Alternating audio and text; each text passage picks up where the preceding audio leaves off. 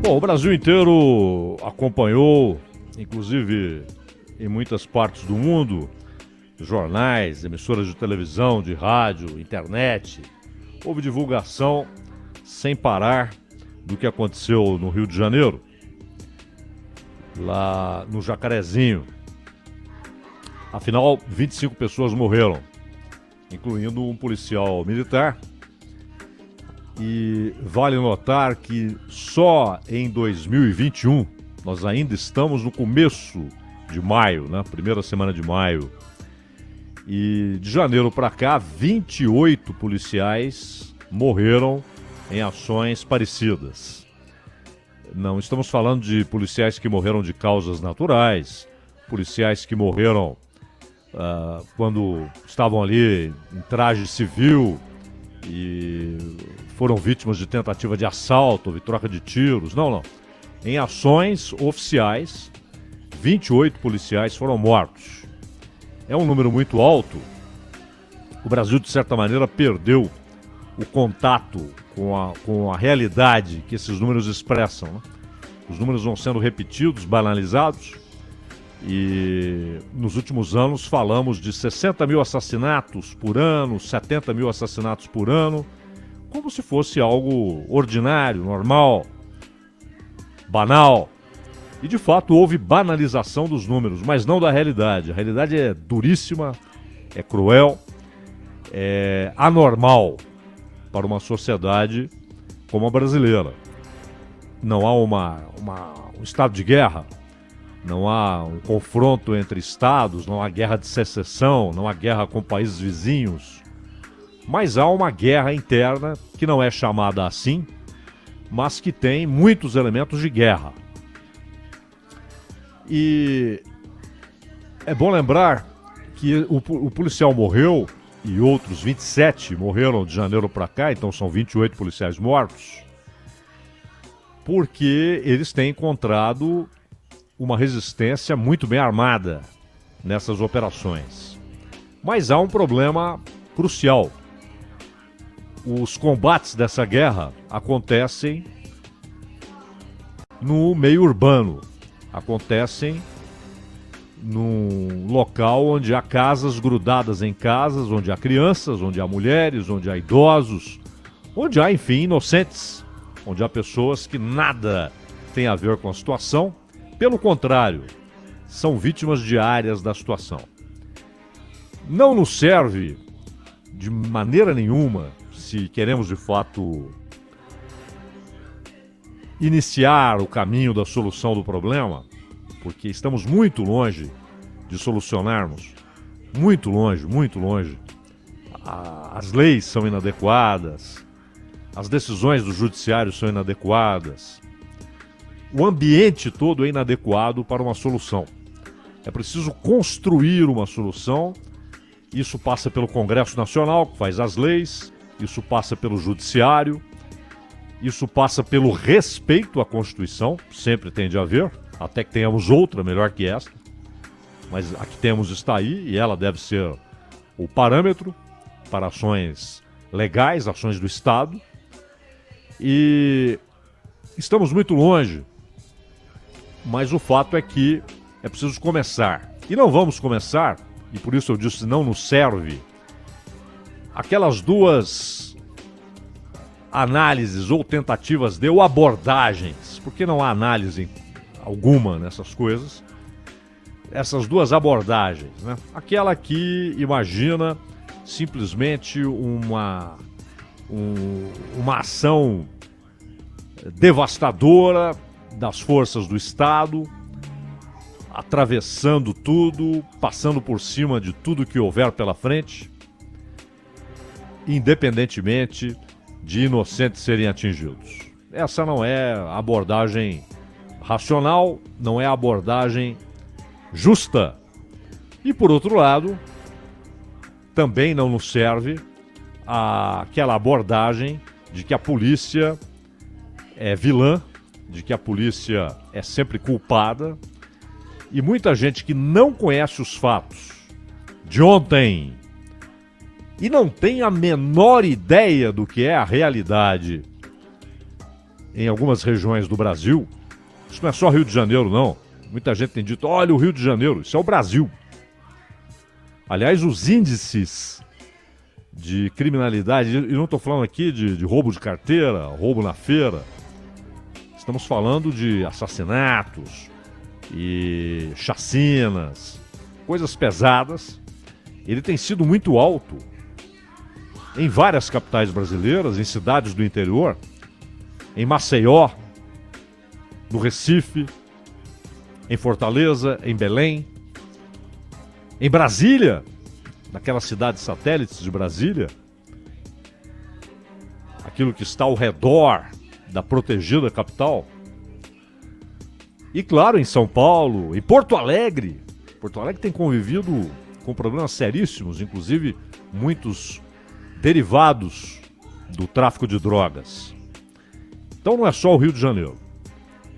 Mas no Rio de Janeiro, em alguns outros lugares, há uma peculiaridade, que é o fato de que, normalmente, o confronto se dá num lugar muito habitado, uma densidade demográfica muito alta. Muita gente mora ali. E muita gente que não tem noção do que é morar ali, viver ali, conviver com os problemas dali, e que de Ipanema, do Leblon, ou mesmo de Copacabana, ou dos Jardins em São Paulo, simplesmente, sem conhecer os fatos e sem a menor ideia do que é a realidade daquelas pessoas, acha simplesmente que o negócio é dizer aconteceu, a culpa é da polícia. Não é? Até porque há uma ideia que foi plantada no século XIX, atravessou o século XX, fortaleceu-se e continua ganhando mentes desavisadas ou pouco informadas, aquela de que a polícia é apenas uma expressão da opressão e nada mais que isso. Isso é injusto. Aqui, os policiais, é bom lembrar que isso muitas vezes é esquecido, não é dito, né? Eles vivem, a maioria deles, eles vivem em lugares também carentes, ganham pouco, vivem em lugares problemáticos. Nos últimos 20 anos tornou-se uma cena comum que um policial, antes de entrar no seu bairro, que ele evite a farda ou que ele saia de casa sem a farda para ir trabalhar e só se troque em outro lugar, para que ninguém saiba que ele é um policial. E a polícia estamos obviamente longe de uma sociedade ideal e não a alcançaremos neste mundo. Então a polícia é a expressão, a face e a executora da função primordial do Estado, que é a segurança pública. O Estado moderno foi concebido para essa função primordial: garantir que todos, os fortes, os fracos, os jovens, os velhos, as crianças, os ricos, os bilionários, os pobres, os miseráveis, estejam todos sujeitos à lei e, ao mesmo tempo, sob a proteção do Estado, para que o mais forte não tome do mais fraco por ser mais forte, para que o rico não tome ainda mais do pobre por ser rico. Então, o Estado tem a função de garantir a segurança pública, que é muito mais do que vigiar ruas. É garantir o que chamam de império da lei, ou seja, todos estão sujeitos à lei. E se alguém fere o direito do outro, um direito previsto em lei, deve responder perante o Estado. E quem é que executa essa função de colocar alguém perante o Estado? É a polícia. A polícia convive com uma situação como um trabalhador qualquer, de muito trabalho e pouco salário, né?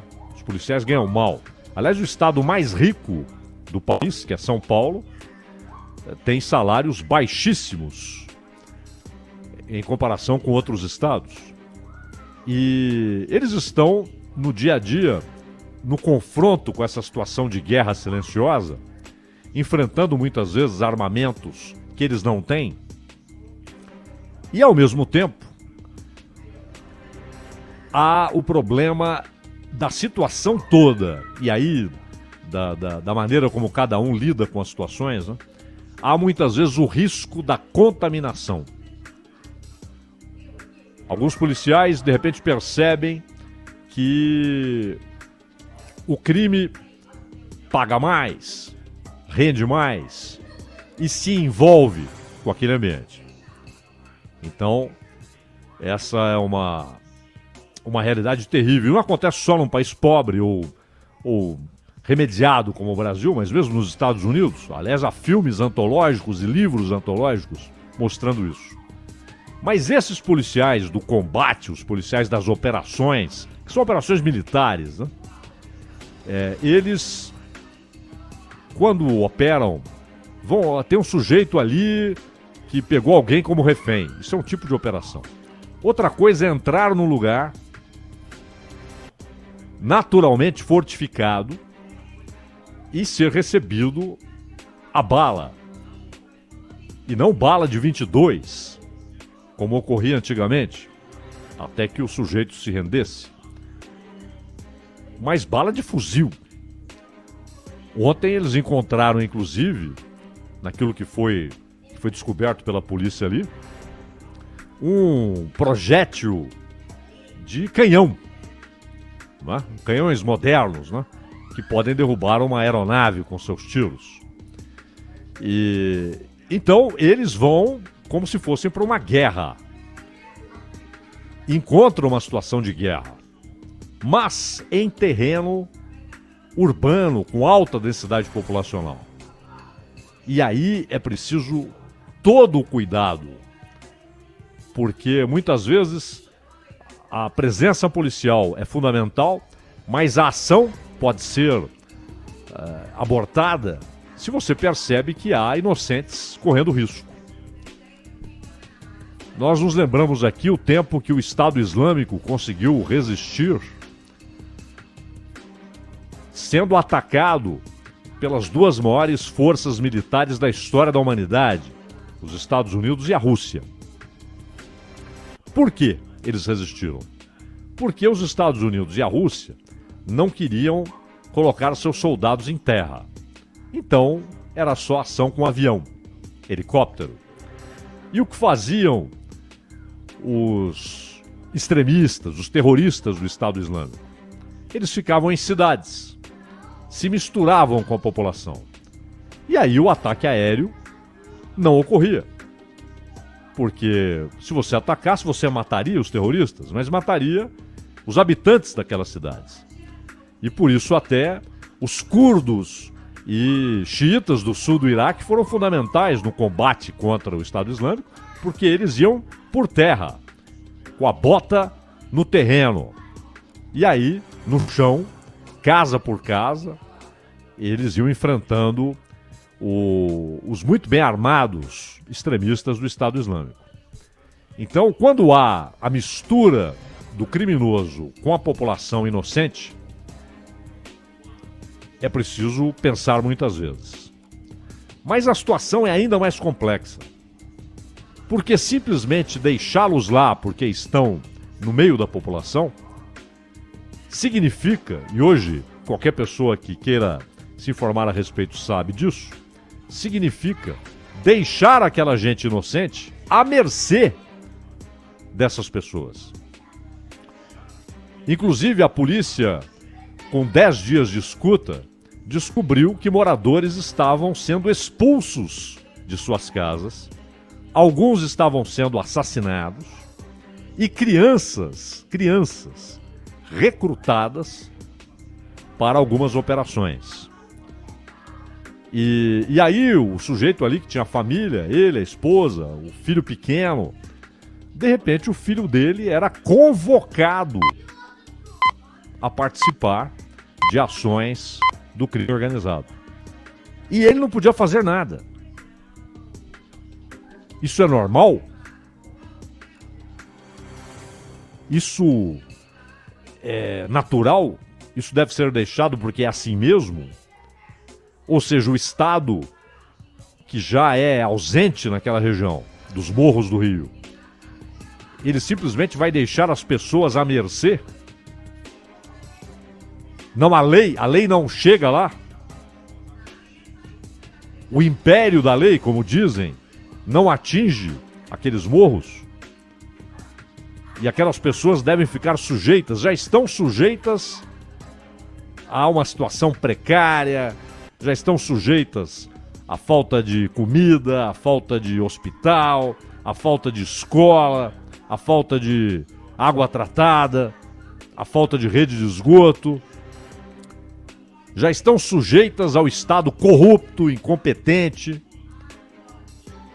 E no Rio de Janeiro, particularmente, não é preciso muito esforço para notarmos o quanto o Estado tem sido corrupto e incompetente. Basta ver a lista de governadores encrencados com a justiça. Então, além de tudo isso, eles ainda têm de conviver com a ausência da função primordial do Estado, que é impedir que alguém os escravize, que alguém os oprima com a força de armas, de fuzis. Aí é a distopia, né? O sujeito já não tem nada, historicamente relegado à margem, e ainda tem de conviver com um domínio escravocrata em que até seus filhos estão à disposição dos donos do lugar? Não, isso não é. É muita indecência do Estado brasileiro permitir tal coisa. E tem permitido. Então, quando a polícia chega, você tem apenas o extremo da manifestação dessa distopia. Ali é o momento do combate direto. Considerações legais, humanitárias, muitas vezes já foram deixadas lá no asfalto, porque vão como se fossem para a guerra e são recebidos como se guerra houvesse, guerra há. Aí aquelas imagens do sujeito que está pulando o muro e um passando o fuzil para o outro, granadas. É uma situação de guerra. Casas sendo invadidas, né, por aqueles sujeitos em fuga, e vão entrando, e como entram todos os dias. Escondem coisas ali. E ai da família se disser alguma coisa. E o Estado ausente. Aí quando a situação é extrema, como eles encontraram agora esses casos de gente sendo expulsa de suas casas, de gente sendo executada, foram à justiça. E aí a justiça disse: vocês devem agir, podem agir, estão autorizados. Porém, por decisão do Supremo Tribunal Federal, as ações policiais estão impedidas. Já falamos aqui, lugares onde o senhor Edson Fachin não pode pôr os pés. E ele é um ministro do Supremo Tribunal Federal. Ele não pode pôr os pés, a não ser que ele chegue lá cercado por uma força poderosa, e mesmo assim ele correrá riscos. Ele não pode pôr os pés sem que os donos do pedaço digam: pode entrar. Então, ele decidiu que a polícia não pode entrar lá. Ou seja, privou os cidadãos da proteção policial e deixou-os à mercê daquele Estado paralelo, né? Onde a lei do Estado brasileiro não vale coisa alguma. Essa foi a decisão do Edson Fachin, que imaginou estar fazendo uma grande coisa, porque ele parece só enxergar o confronto, o desfecho, o ápice da distopia, que é o encontro de duas forças militares. Ele não consegue enxergar o dia a dia de quem mora ali. O terror cotidiano. Não enxerga. E acha que o Estado não deve se meter. Ao fim, é o que ele determinou. A não ser, claro, com aviso prévio ao Ministério Público e em situações específicas. E, portanto, o Ministério Público indo ao Judiciário e o Judiciário autorizando. Estranho que uma cópia da explicação da polícia para o Ministério Público tenha sido encontrada na batida policial. Estranho. Vazou. A explicação não é porque não havia sigilo. Então aquilo foi publicado oficialmente e todo mundo tem acesso. Por que não havia sigilo? Porque suspenderam o sigilo de uma operação que era a rigor, pelo menos oficialmente, de libertação das pessoas que estavam encarceradas em suas próprias casas pelos grupos armados.